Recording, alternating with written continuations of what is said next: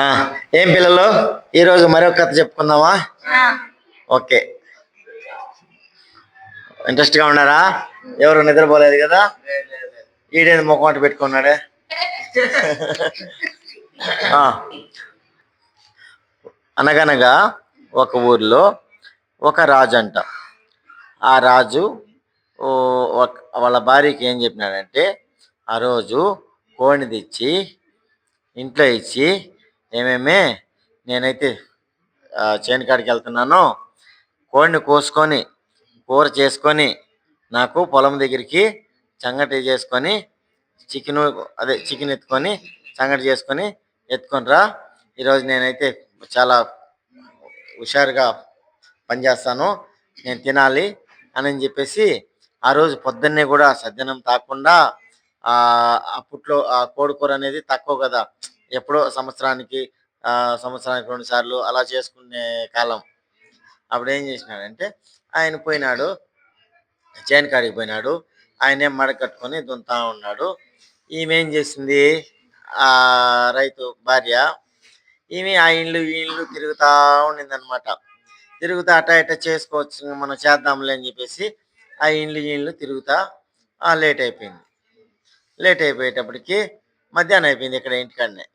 అప్పుడు ఏం చేసింది, అయ్యో ఈరోజు మధ్యాహ్నం అయిపోయింది, ఇంకా నేను చేను కాడికి ఆయన వచ్చినాడంటే నేను చేను కాడికి పోయేటప్పుడు నాకు టైం అయిపోతుంది, ఈ లోపల ఆయన వచ్చా అంటే నన్ను కొడతాడు కదా, సరే ఏం చేయాలని చెప్పేసి ఆమె ఒక ప్లాన్ వేసిందంట. ఆ పక్కన పక్కింట్లో అంటారు, ఇరుగు పొరుగు ఉంటారు కదా. అప్పుడు ఏం చేసింది, ఇంకా ఎల్లమ్మ పుల్లమ్మ అంటారు కదా, అమ్మ ఈరోజు నేను కోడికి వస్తున్నాను, నీకు కూర పెడతాను, ఈ మసాలా పొడి నాకు దంచిచ్చు అని చెప్పిందంట. ఇంకొక కాడి పోయి, అమ్మమ్మ కోడికి వస్తున్నాను, నీకు కూర పెడతాను, ఈ కోడిని అట్లా కోసి ఆ బొచ్చు దుర్సిచ్చేసి అని చెప్పిందంట. సరే అనిందంట. అలా ఇంకా ఒక వచ్చేసి, అమ్మమ్మ ఈరోజు నేను కోడికి వస్తున్నాను కదా, నీకు కూర పెడతాను, ఈ బియ్యం అట్ట ఏరపుంచి నాకు బాగా కడిగి ఆ దబరాలో పెట్టించేసి అని చెప్పిందంట.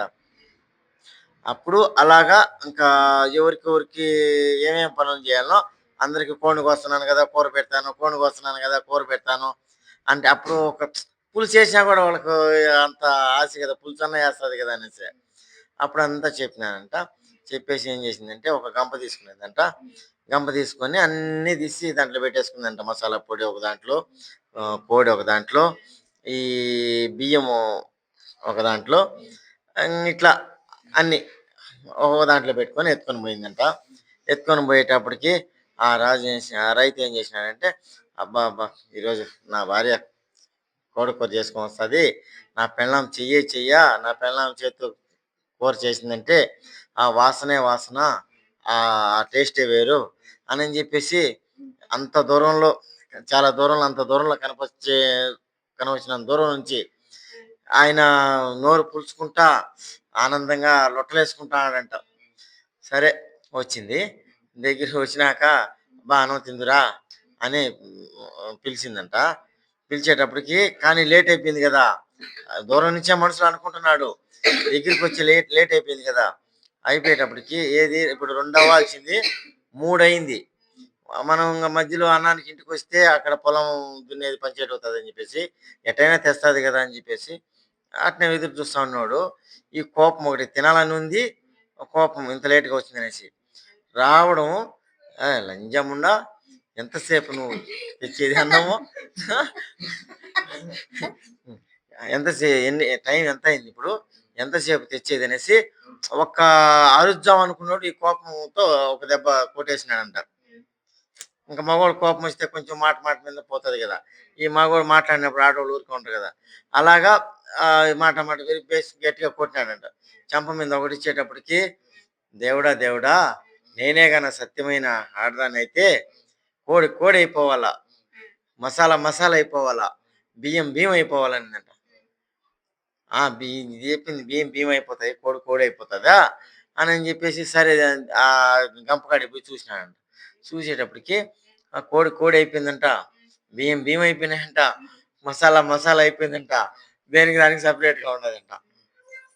అమ్మమ్మ పొరపాటుగా కొడితేనే నా పెళ్ళాం మహాదేవత మహాపతివర్త, అలాంటి పెళ్ళాన్ని నేను కొట్టినానే, పొరపాటు అయిపోయిందని చెప్పేసి అప్పుడు ఆమెను తీసుకొని వచ్చి ఇంటికి కాలు కింద పెట్టకుండా తీసుకొని వచ్చి కాళ్ళు కడిగి ఆమెకి పూజలు చేసి కాళ్ళకి పళ్ళకి ఒకటి రెడీ చేసి, నా పెళ్ళాం ఇంత పతివర్తను మన ఊరంతా తిప్పకపోతే ఏం విలువ ఉంటుంది అనేసి ఊరంతా తిప్పుతామంటే నీ పూట ఒక అదే పెద్దామె, నీ పోటీ పెద్దామె